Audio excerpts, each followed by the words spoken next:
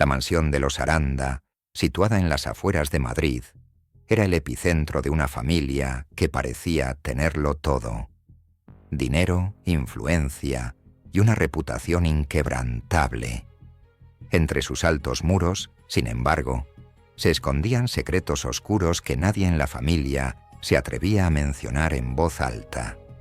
La casa, construida en el siglo XIX, no solo era una reliquia de tiempos pasados, sino también testigo de innumerables tensiones familiares y traiciones que amenazaban con destruir a los Aranda desde dentro. El patriarca de la familia, Ernesto Aranda, dirigía con mano de hierro la empresa vinícola que había fundado su abuelo. Con 70 años cumplidos y una salud precaria, Ernesto comenzaba a delegar responsabilidades en su hijo mayor, Álvaro, quien era su orgullo y la supuesta garantía de continuidad del negocio familiar. Álvaro, un hombre elegante y ambicioso, estaba casado con Laura, una mujer carismática y de origen humilde que había conquistado a la familia con su encanto y astucia. Desde fuera, Álvaro y Laura parecían tener el matrimonio perfecto, pero la realidad era mucho más turbia. Álvaro pasaba largas horas en la oficina, organizando cenas de negocios y viajes imprevistos, dejando a Laura cada vez más sola. Laura, cansada de la indiferencia de su esposo, empezó a encontrar consuelo en un viejo amigo de la universidad, Daniel, quien había reaparecido en su vida de manera inesperada. Daniel, ahora convertido en un escritor de éxito, no solo avivó la nostalgia de Laura por tiempos más simples, sino que también le ofreció una atención y una pasión que hacía años no encontraba en su matrimonio. Los encuentros entre Laura y Daniel se volvieron cada vez más frecuentes. Al principio eran solo cafés inocentes, pero pronto evolucionaron en algo más profundo. Laura sabía que lo que hacía estaba mal, pero también sentía que por primera vez en años era vista como una persona y no como una extensión del prestigio de los Aranda. Lo que no sabía era que sus movimientos eran observados muy de cerca por Carmen, la hermana menor de Álvaro. Carmen, una mujer sagaz y manipuladora, siempre había sentido celos de Laura. Desde que llegó a la familia, Laura se convirtió en el centro de atención, eclipsando a Carmen incluso en los ojos de Ernesto. Por eso, cuando Carmen descubrió la relación secreta entre Laura y Daniel, vio una oportunidad de oro para recuperar el favor de su padre y, de paso, arruinar el matrimonio de Álvaro, algo que consideraba un acto de justicia divina. Mientras tanto, Ernesto también guardaba sus propios secretos. Aunque públicamente mostraba su apoyo incondicional a Álvaro, en privado había comenzado a dudar de la capacidad de su hijo para liderar la empresa. Los informes financieros recientes indicaban que Álvaro había hecho inversiones cuestionables, comprometiendo la estabilidad de la compañía. Ernesto comenzó a buscar alternativas, y sus sospechas se dirigieron a Carmen, quien, a pesar de su carácter problemático, había demostrado ser astuta en los negocios. En medio de este clima de tensiones, la situación tomó un giro inesperado cuando Daniel, durante uno de sus encuentros con Laura, dejó entrever que tenía información comprometedora sobre los Aranda. Según él, mientras investigaba para su próxima novela, había descubierto documentos que vinculaban a Ernesto con un escándalo de corrupción que podría destruir la reputación de la familia. Laura, asustada y confundida, empezó a cuestionar si sus sentimientos por Daniel eran reales o si él solo la estaba utilizando como una vía de acceso a los secretos de los Aranda.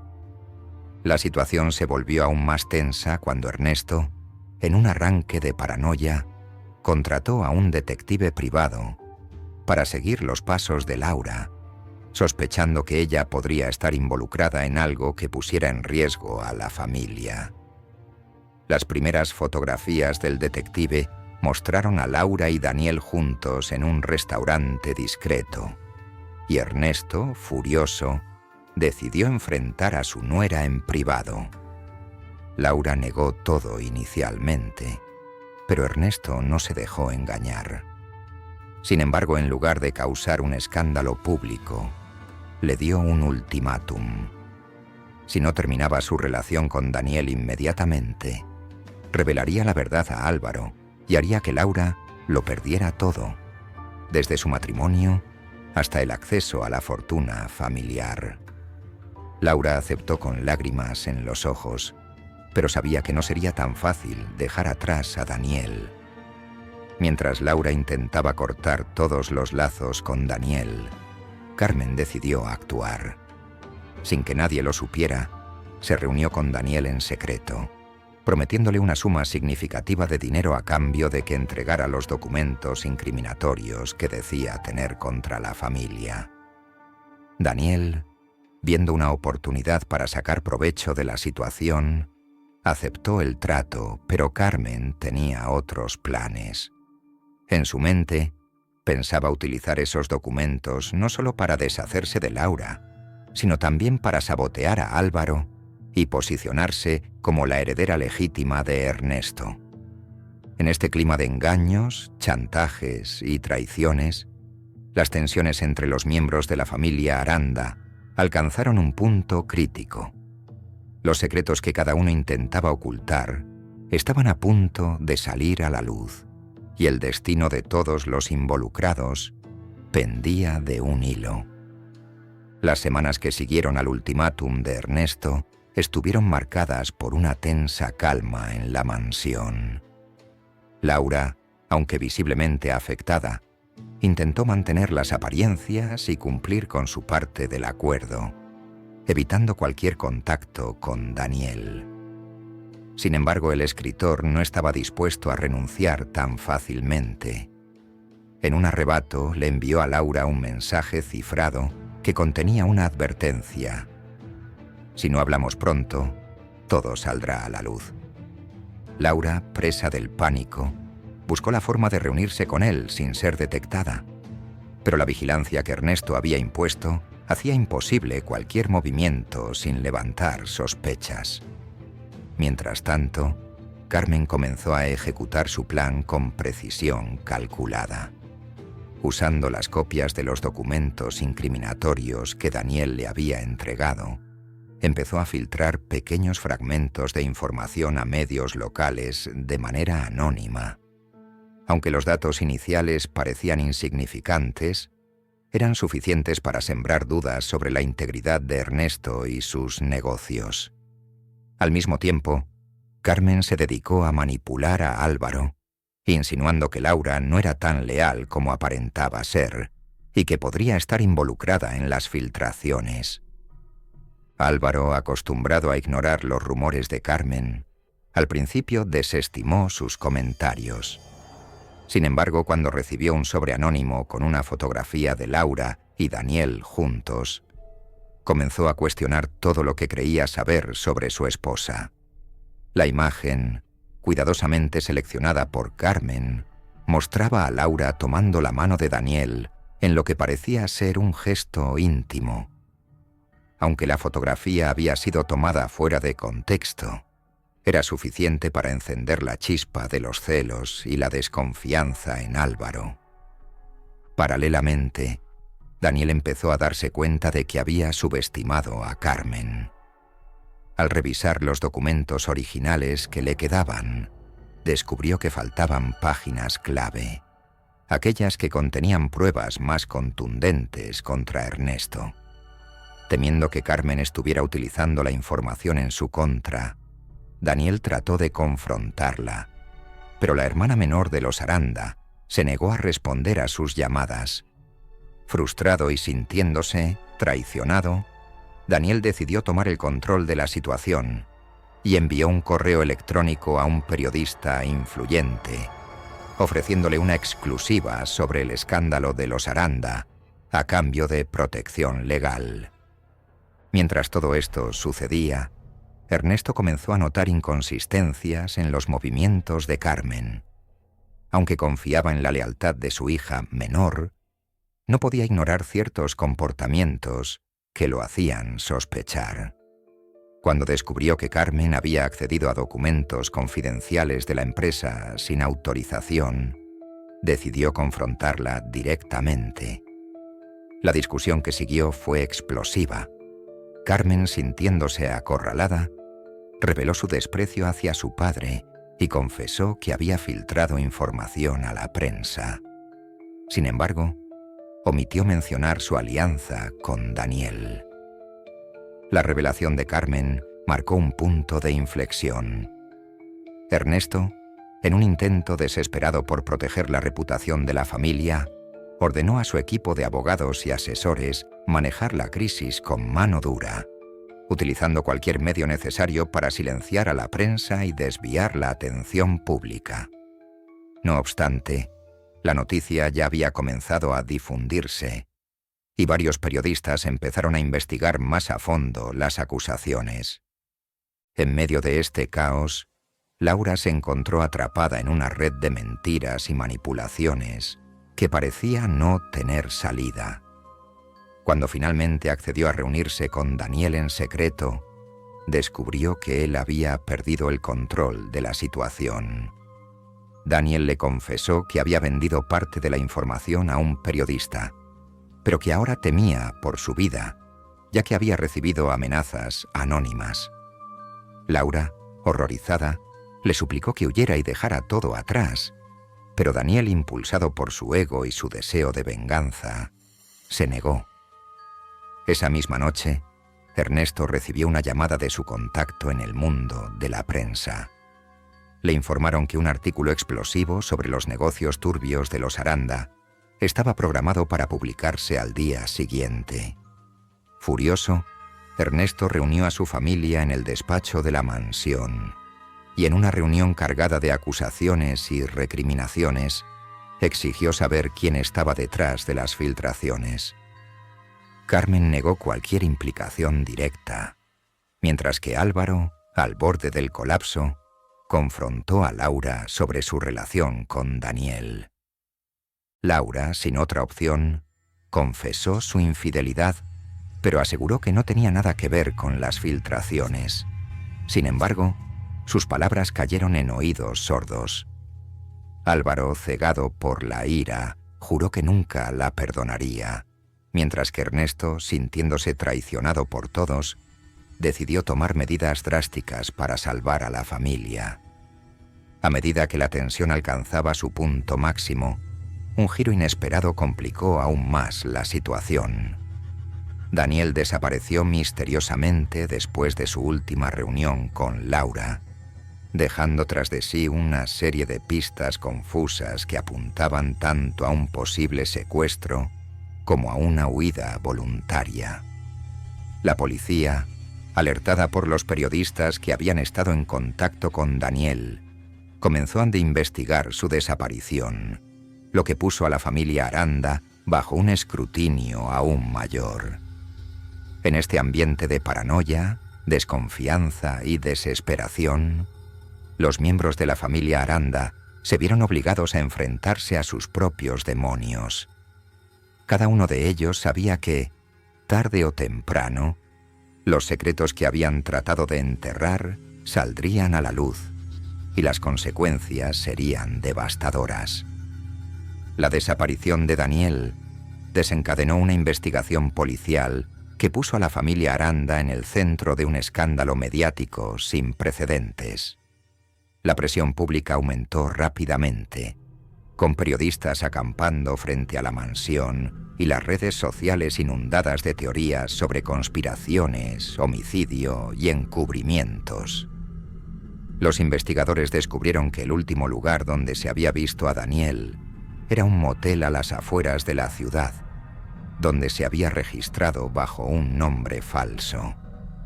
Las cámaras de seguridad mostraban que alguien lo había visitado la noche de su desaparición, pero las imágenes eran borrosas y el rostro del visitante no era identificable.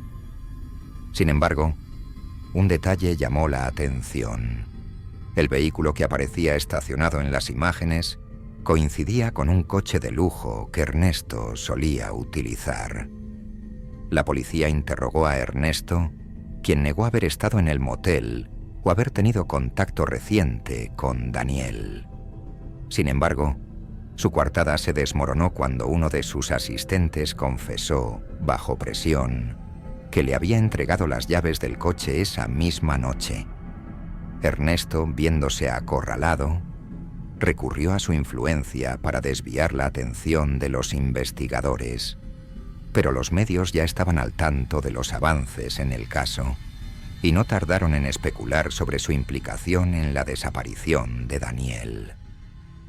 Mientras tanto, Laura, consumida por la culpa, decidió cooperar con la policía y les entregó el último mensaje que había recibido de Daniel, en el que él insinuaba que su vida corría peligro.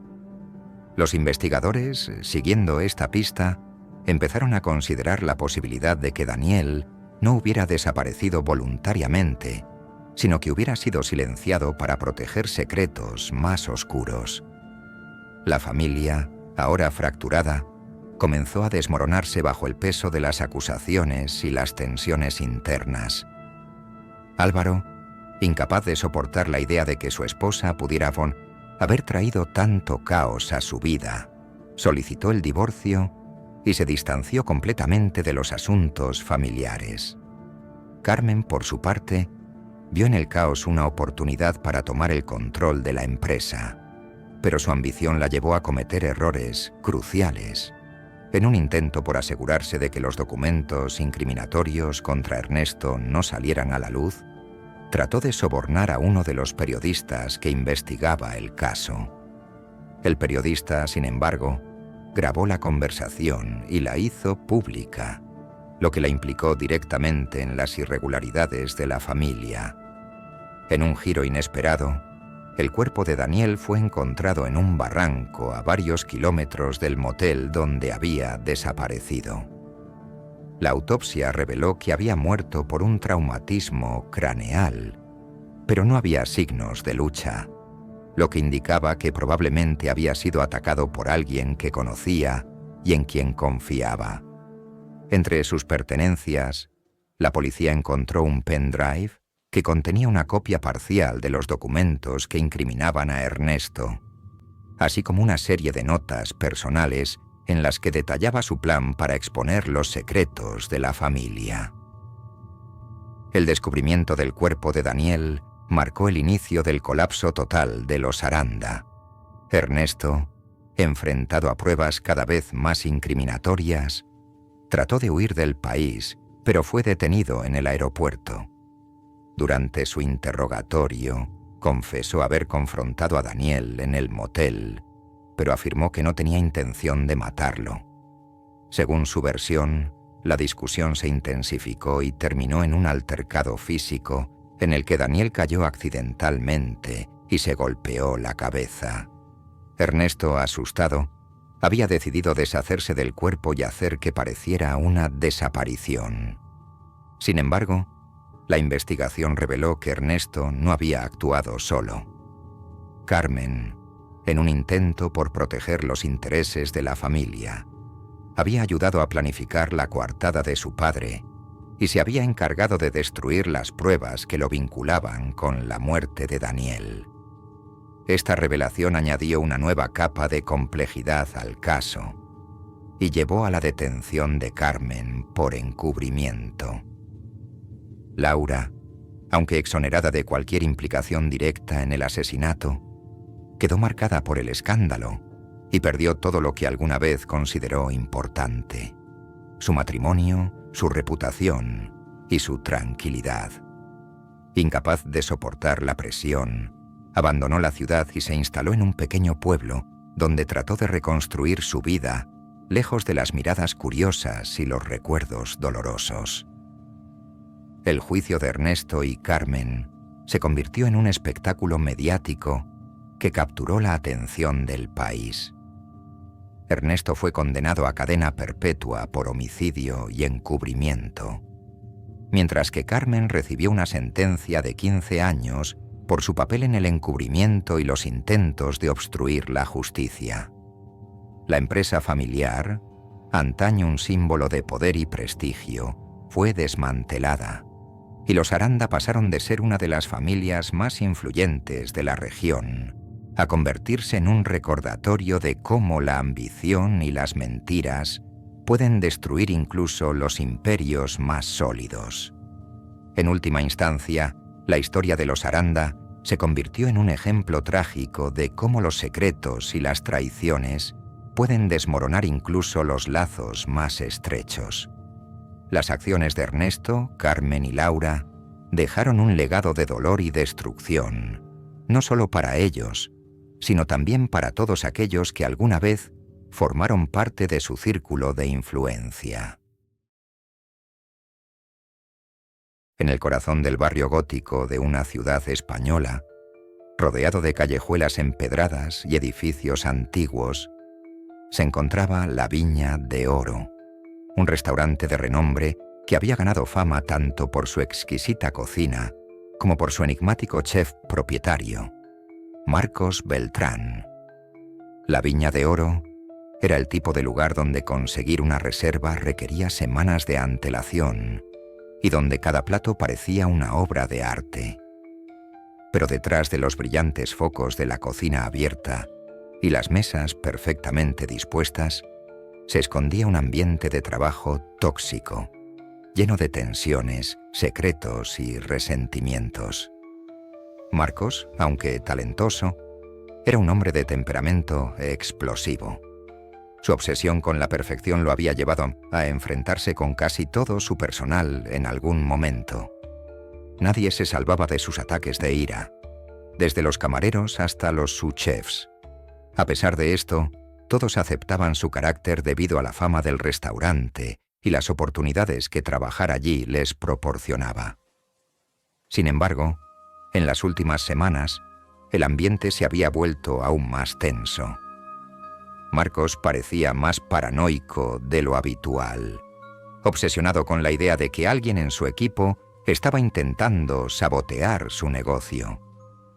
Todo comenzó con pequeños incidentes.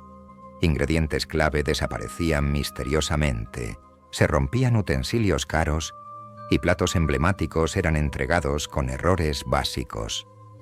Marcos, convencido de que alguien estaba actuando en su contra, instaló cámaras ocultas en la cocina y empezó a quedarse hasta altas horas de la madrugada revisando los vídeos.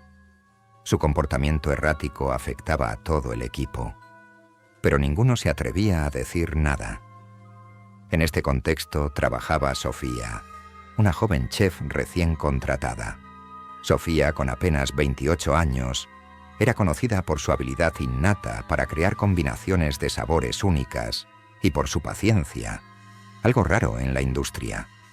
Había soñado con trabajar en la Viña de Oro desde que comenzó su carrera, pero el ambiente que encontró allí fue un choque brutal con sus expectativas. Desde su primer día, sintió que no encajaba. Sus compañeros eran distantes, y Marcos parecía tener una fijación especial con ella, observándola con más atención que al resto.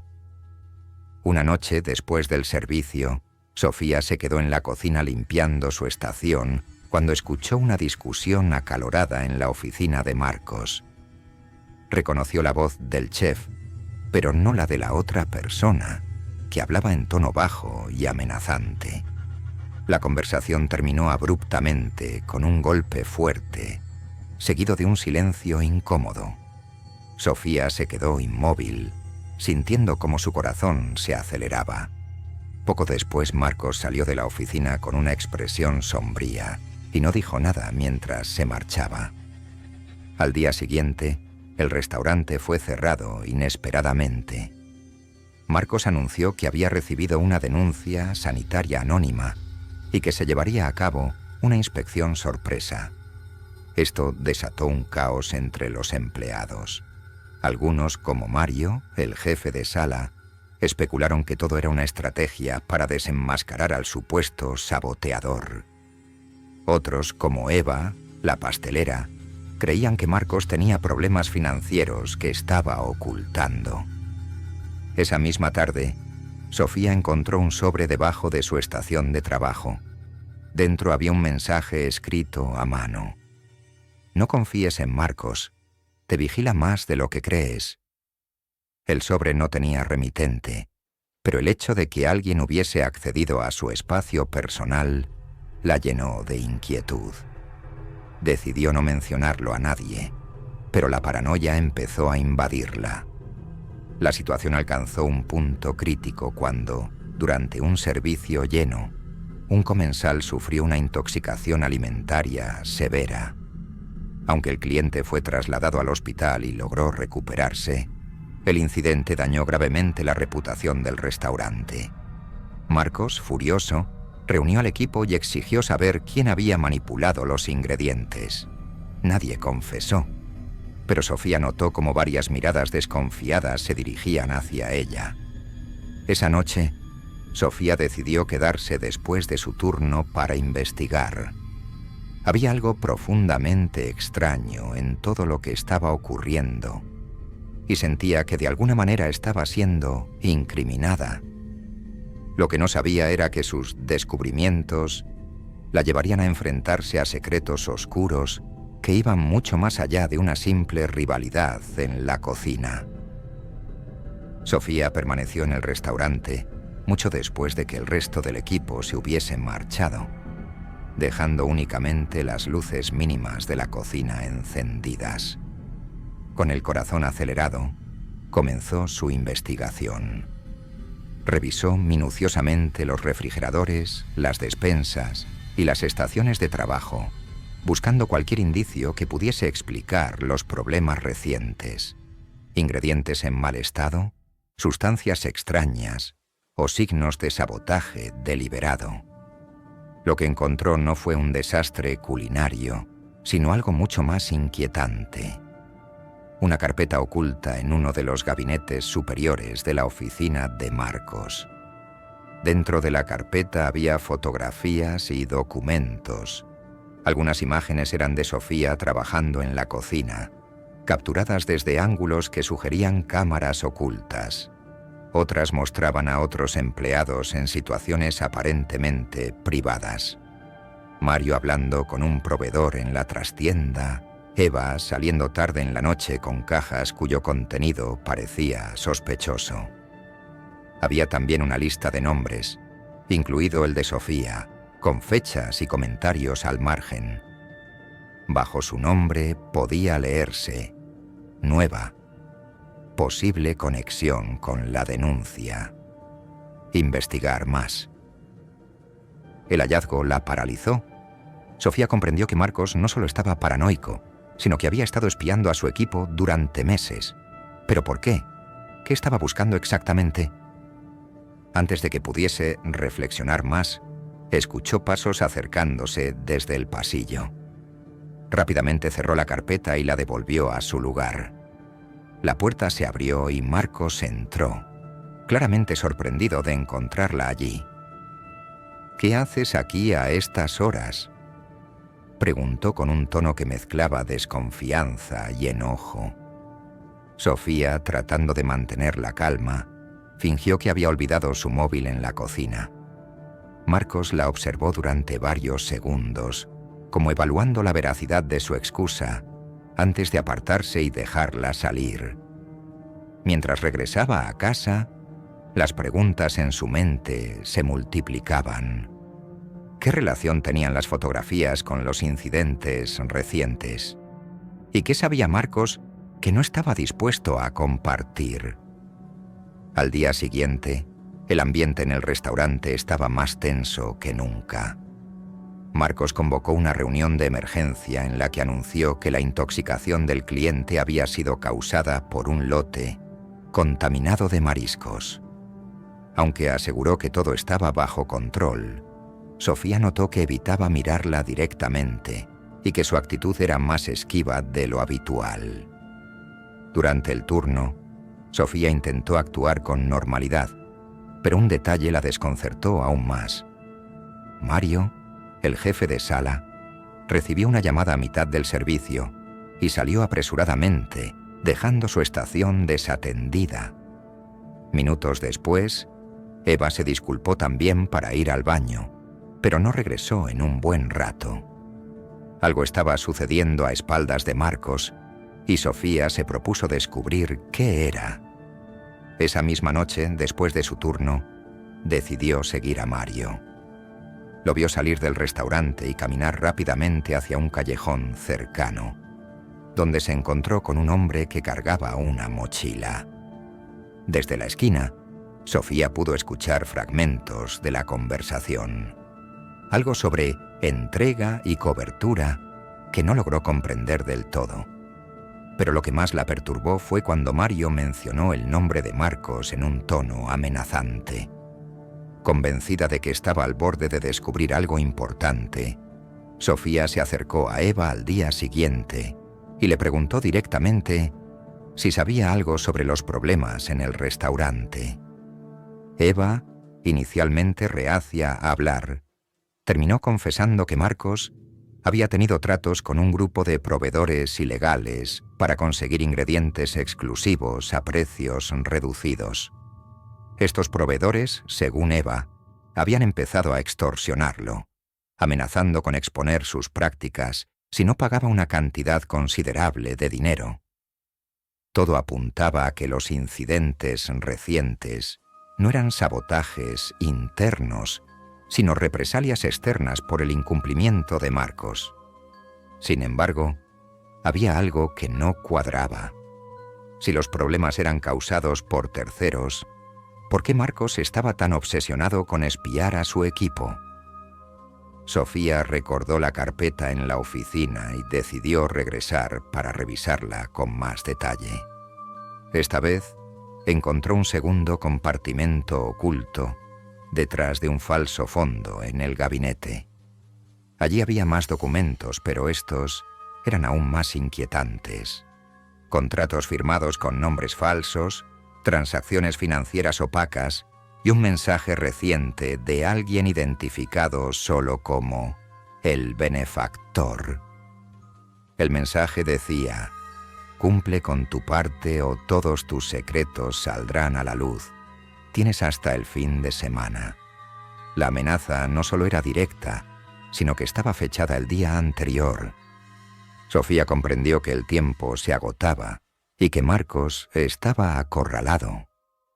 Esa noche, la tensión en el restaurante alcanzó su punto máximo, cuando Marcos anunció que cerraría temporalmente la Viña de Oro, debido a problemas logísticos. La noticia cayó como una bomba entre los empleados, quienes comenzaron a especular sobre el futuro del restaurante. Algunos, como Mario, parecían más preocupados por sus propios intereses que por el cierre en sí, mientras que otros, como Eva, se mostraban visiblemente aliviados. Pero para Sofía, esto solo confirmaba que algo grande estaba a punto de suceder. Decidió tomar un riesgo extremo: quedarse escondida en el restaurante después de horas para confrontar directamente a Marcos o a quien quiera que apareciera esa noche. Lo que descubrió cambiaría su percepción de todo lo que había vivido hasta entonces. Cuando Sofía se escondió en el restaurante esa noche, sentía una mezcla de miedo y determinación. Sabía que lo que estaba a punto de descubrir podría ponerla en peligro, pero también tenía claro que no podía quedarse de brazos cruzados mientras todo el equipo sufría las consecuencias de las decisiones turbias de Marcos. Desde su escondite detrás de una cortina en la oficina, observó cómo él entraba, seguido por dos hombres vestidos de forma discreta, pero con una presencia que denotaba autoridad. Los recién llegados se presentaron sin rodeos como enviados de el benefactor. La conversación que siguió dejó claro que Marcos estaba en un punto crítico. Debía pagar una deuda sustancial que había acumulado con este misterioso grupo por años de ingredientes de contrabando y otras prácticas ilegales. Marcos, visiblemente desesperado, Intentó negociar más tiempo, pero los hombres no estaban dispuestos a escuchar. «Ya no se trata solo del dinero», dijo uno de ellos con voz gélida. «Alguien de tu equipo ha estado haciendo demasiadas preguntas. Si no lo manejas, nosotros lo haremos». Sofía sintió un escalofrío recorrer su espalda. No tenía duda de que hablaban de ella, pero lo que sucedió a continuación fue aún más impactante. Uno de los hombres sacó un sobre que contenía fotografías de Sofía entrando y saliendo de la oficina. Marcos las miró con una mezcla de furia y resignación. «Yo me encargo», respondió con un tono grave. Cuando los hombres se marcharon, Marcos se quedó en silencio durante varios minutos, como si estuviera luchando contra su propia conciencia. Finalmente, tomó una decisión y salió de la oficina, dejando la puerta entreabierta. Sofía aprovechó la oportunidad para revisar el sobre, confirmando que habían estado siguiéndola durante días. Pero lo más inquietante fue un pequeño dispositivo que encontró junto a las fotos, un rastreador GPS. Sofía sabía que no podía quedarse en el restaurante. Decidió ir directamente a la policía, pero necesitaba pruebas más contundentes para convencerlos de que había una red criminal detrás de todo. Regresó a casa y, usando su computadora portátil, accedió a los sistemas de cámaras del restaurante, cuya contraseña había descubierto días antes. Allí encontró lo que necesitaba: grabaciones de reuniones entre Marcos y los hombres de El Benefactor, así como de transacciones sospechosas en la trastienda. Al día siguiente, presentó todo a las autoridades. Sin embargo, el proceso no fue tan rápido como esperaba. La policía necesitaba tiempo para organizar una operación y recopilar más pruebas antes de actuar. Mientras tanto, Sofía tuvo que regresar al restaurante como si nada hubiese pasado, temiendo que Marcos descubriese lo que había hecho.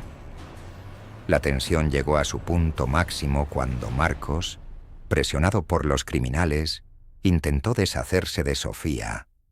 Durante un turno aparentemente normal, se ofreció a llevarla a casa al final del día, alegando que quería discutir su futuro en el restaurante. Sofía, sospechando de sus intenciones, aceptó, pero envió un mensaje de texto a Eva explicándole la situación y compartiendo su ubicación en tiempo real. En el camino, Marcos la llevó a un lugar apartado bajo el pretexto de querer hablar sin interrupciones. Allí intentó intimidarla para que revelara qué sabía y con quién había hablado. Sin embargo, antes de que la situación escalara, las luces de varios vehículos iluminaron el área. La policía había llegado, alertada por el mensaje de Sofía. Marcos fue detenido, pero lo más sorprendente fue que, al registrar el restaurante y su oficina, las autoridades descubrieron una red mucho más amplia de corrupción que incluía a proveedores, empresarios locales e incluso algunos políticos. El caso no solo desenmascaró a El Benefactor y sus operaciones, sino que también puso fin a años de impunidad en el sector. Sofía, aunque traumatizada por la experiencia, fue reconocida como una heroína por su valentía y determinación. El restaurante, ahora bajo nueva dirección, se reconstruyó como un negocio transparente y justo. Pero para Sofía, lo más importante fue recuperar su paz y demostrar que incluso en los entornos más oscuros, la justicia puede prevalecer con esfuerzo y coraje. La pareja joven, formada por Ana y Marcos, decidió emprender un viaje único y diferente para celebrar su reciente matrimonio. Inspirados por relatos de viajeros y documentales, eligieron recorrer la India a pie, dejando de lado las comodidades modernas para sumergirse en la esencia misma del país. Ambos eran aventureros en apariencia, pero con intenciones que estaban lejos de ser iguales. Ana, de 27 años, era una mujer de una inteligencia cautivadora y un carisma que atraía a cualquiera que se cruzara en su camino. Había crecido en un entorno marcado por carencias y siempre había sentido que el mundo le debía algo. Al conocer a Marcos, un joven ingeniero informático de familia acomodada, vio en él una oportunidad. Marcos, un hombre bondadoso pero algo ingenuo, se enamoró perdidamente de ella, cediendo a todos sus caprichos y confiándole por completo su vida y su corazón. Lo que Marcos desconocía era que Ana no compartía ese amor de la misma forma. Tras años de frustraciones económicas y sueños incumplidos, había ideado un plan oscuro. Antes del viaje, sin que Marcos lo supiera, contrató un seguro de vida a su nombre, una póliza que ofrecía una compensación millonaria en caso de muerte accidental en el extranjero. Convenció a Marcos de que viajar a pie por India sería una experiencia transformadora y auténtica, pero para ella era la oportunidad perfecta para ejecutar su plan. El viaje comenzó en Nueva Delhi, donde ambos quedaron deslumbrados por el caos vibrante de la ciudad. Después, se dirigieron hacia Rajastán, una región conocida por sus desiertos y palacios.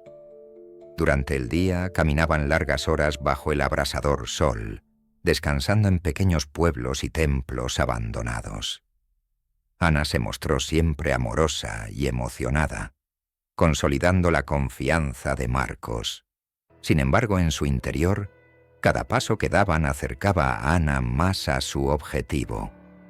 Una noche, mientras descansaban en un humilde albergue en el pequeño pueblo de Pushkar, Ana comenzó a sembrar las primeras semillas de su plan. Se quejó de que las rutas convencionales eran demasiado concurridas y que la verdadera India estaba en los caminos menos transitados. Propuso desviarse hacia un sendero que atravesaba el bosque de Sariska, una reserva natural que prometía vistas impresionantes y una experiencia inolvidable. Marcos, emocionado por la idea, aceptó sin dudar. Ana pasó esa noche revisando mapas y obteniendo información sobre la zona, asegurándose de que el lugar era lo suficientemente remoto y peligroso para que su plan pudiera ejecutarse sin testigos. Lo que no esperaba era que el dueño del albergue, un anciano llamado Ramesh, observara con suspicacia la dinámica de la pareja.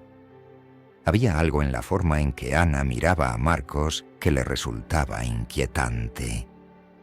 Al día siguiente, comenzaron su desvío hacia el bosque. Ana se aseguró de que llevasen provisiones mínimas, justificando que querían depender de los recursos locales y la hospitalidad de los habitantes para vivir una experiencia genuina. Marcos, confiado, no sospechaba nada. Ana, sin embargo, cargaba en su mochila un frasco pequeño de un veneno que había adquirido en secreto semanas antes. Un extracto natural utilizado tradicionalmente para cazar animales en la región. El bosque de Sariska era tan impresionante como aterrador. Los sonidos de la naturaleza los envolvieron, desde el susurro de las hojas hasta los gruñidos lejanos de algún depredador nocturno. Marcos no podía dejar de admirar la belleza salvaje del lugar, mientras Ana calculaba cada detalle de su plan. Decidió que el momento perfecto sería durante la cena que prepararían esa noche. A medida que caía la tarde, encontraron un claro donde montar su pequeño campamento. Encendieron una hoguera y comenzaron a preparar una sencilla comida con las provisiones que llevaban. Ana, con la excusa de ir a buscar más agua, dejó caer unas gotas del veneno en la comida de Marcos. Regresó sonriente, fingiendo una serenidad que enmascaraba su ansiedad. Todo estaba dispuesto para que su plan se concretara esa noche. Sin embargo, lo que Ana no sabía era que el dueño del albergue, Ramesh, había enviado discretamente a su sobrino Ravi, un joven guía local, a seguirlos a distancia. La intuición del anciano le decía que algo no estaba bien y quiso asegurarse de que los recién casados estuvieran seguros. Ravi, desde la espesura, observó con atención, sin entender todavía lo que estaba sucediendo. La cena estaba servida y Marcos, ajeno al peligro, tomó el primer bocado mientras Ana lo miraba fijamente, esperando los efectos del veneno. La atmósfera en el bosque de Sariska era densa, tanto por el calor asfixiante de la hoguera como por el peso de los secretos que Ana llevaba consigo. Marcos, despreocupado, seguía comiendo y charlando animadamente sobre los planes para el resto del viaje, mientras Ana esperaba con una mezcla de ansiedad y anticipación. Había imaginado este momento muchas veces. ¿Cómo fingiría sorpresa al descubrir que algo había ido terriblemente mal? ¿Cómo narraría a las autoridades locales la desgarradora historia del fallecimiento repentino de su esposo en medio de la naturaleza salvaje? Sin embargo, pasaron los minutos y nada ocurrió. Marcos seguía enérgico y lleno de vida. Ana empezó a sentirse inquieta, cuestionándose si el veneno había perdido su efectividad o si había cometido algún error al administrarlo. Por fuera mantenía su compostura, pero por dentro, un torrente de dudas y frustración comenzaba a desbordarse. Entonces Marcos se levantó para avivar el fuego, dejando su plato en el suelo. Aprovechando la oportunidad, Ana simuló revisar las provisiones para comprobar disimuladamente el frasco del veneno en su mochila. Estaba vacío, pero algo había fallado. Desde su escondite entre los árboles, Ravi continuaba observando la escena. Aunque no podía escuchar la conversación, percibió la tensión en el lenguaje corporal de Ana. Su mirada calculadora, los pequeños movimientos nerviosos de sus manos y su insistencia en observar a Marcos parecían indicar que algo extraño estaba sucediendo. Ravi decidió acercarse un poco más, asegurándose de mantenerse oculto. Mientras la noche avanzaba, Ana sugirió que se tomaran un descanso antes de continuar su camino al día siguiente. Marcos aceptó de buen grado y tras un rato se tumbó cerca de la hoguera para descansar. Ana, frustrada por el fracaso de su plan inicial, comenzó a elaborar un nuevo enfoque. Si el veneno no funcionaba, tendría que buscar otra manera. Sabía que las serpientes y los depredadores eran comunes en la zona, así que ideó la coartada de un ataque animal. Mientras Marcos dormía, Ana comenzó a recoger piedras y ramas, creando una especie de rastro improvisado que podría atribuirse al paso de una criatura salvaje. De repente, un crujido en la maleza rompió el silencio. Ana se congeló, pensando que algún animal real podría estar cerca, pero era Ravi, que accidentalmente había pisado una rama. Desde su posición, Ana no pudo verlo, pero sintió una presencia que la puso en alerta. Tomó un palo de la hoguera como arma improvisada y caminó hacia los arbustos para investigar. Ravi retrocedió rápidamente, manteniendo una distancia segura. En ese momento Marcos se despertó, confundido por los movimientos de Ana. «¿Qué haces?», preguntó somnoliento, pero Ana fingió estar asustada. «Creo que escuché algo. Podría ser un animal», respondió. Marcos, todavía somnoliento, le restó importancia y la convenció de volver al campamento. Sin embargo, Ravi había visto suficiente para sospechar que la mujer planeaba algo más que defenderse de un animal salvaje. Al amanecer, el viaje continuó. Ana, cada vez más desesperada por deshacerse de Marcos antes de que pudieran volver a un área poblada, decidió que su mejor oportunidad sería llevarlo a un área más peligrosa dentro del bosque. Fingió encontrar un atajo en el mapa. guiándolo hacia un sendero menos transitado. Ravi, que seguía a la pareja a cierta distancia, notó el cambio de dirección y decidió buscar ayuda. Sabía que el bosque era demasiado extenso para que pudiera enfrentarse solo a la situación, pero temía que, si se alejaba demasiado tiempo, algo irreversible pudiera suceder. Mientras tanto, Ana y Marcos llegaron a un río estrecho que necesitaban cruzar.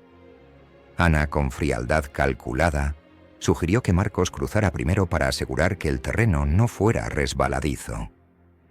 Mientras él avanzaba, Ana recogió una piedra grande, lista para usarla si Marcos se encontraba en una posición vulnerable. Sin embargo, al mirar a su esposo luchando con el flujo del agua, titubeó. Por un momento, una mezcla de recuerdos y dudas nublaron su juicio. Antes de que pudiera actuar, el sonido de ramas rompiéndose anunció la llegada de alguien. Ravi apareció en la escena, acompañado por un par de lugareños armados con palos. ¡Alto!, gritó apuntando a Ana con una mirada acusadora. Marcos, confundido, se giró hacia Ravi, sin entender qué estaba pasando. «Esta mujer te quiere hacer daño», añadió Ravi en un tono grave. Ana, atrapada, intentó defenderse. «¿Qué está diciendo este hombre?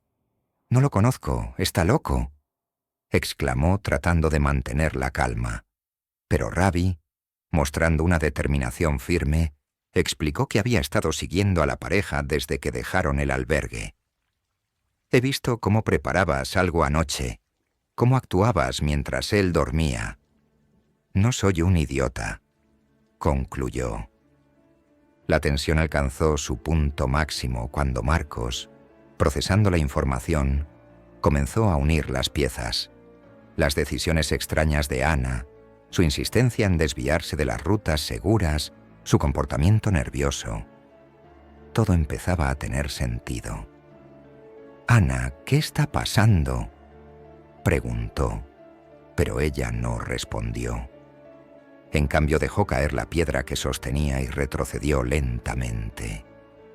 La confrontación fue interrumpida por el sonido de sirenas lejanas. Ravi, en su camino hacia el pueblo para pedir ayuda, había alertado a las autoridades locales que ahora estaban en camino. Ana sabía que su plan había fracasado por completo. En un último intento por escapar, corrió hacia el bosque, pero fue rápidamente alcanzada por los lugareños y detenida. Cuando las autoridades llegaron al lugar, encontraron una escena cargada de tensión. Ana estaba inmovilizada por los lugareños, mientras Marcos, todavía en estado de incredulidad, intentaba comprender cómo había llegado a ese punto. Ravi explicó a los oficiales lo que había presenciado, detallando sus sospechas y cómo había seguido a la pareja desde el albergue. A pesar de su nerviosismo, Ana intentó mantener su versión de los hechos, alegando que todo era una malinterpretación y que Ravi estaba inventando una historia para perjudicarla. Sin embargo, la evidencia comenzó a acumularse rápidamente en su contra.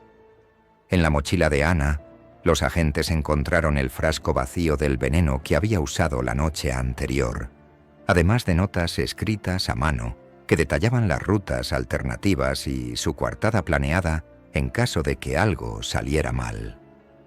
Los análisis posteriores revelarían rastros del tóxico en la comida que Marcos había ingerido, aunque la dosis había sido insuficiente para matarlo. Ana, enfrentada con pruebas contundentes, comenzó a tambalearse bajo el peso de la verdad. De vuelta en el pueblo, Marcos fue llevado al hospital para realizarle un chequeo completo, mientras que Ana era interrogada en la comisaría local. Los oficiales, con la ayuda de traductores, comenzaron a reconstruir la historia completa.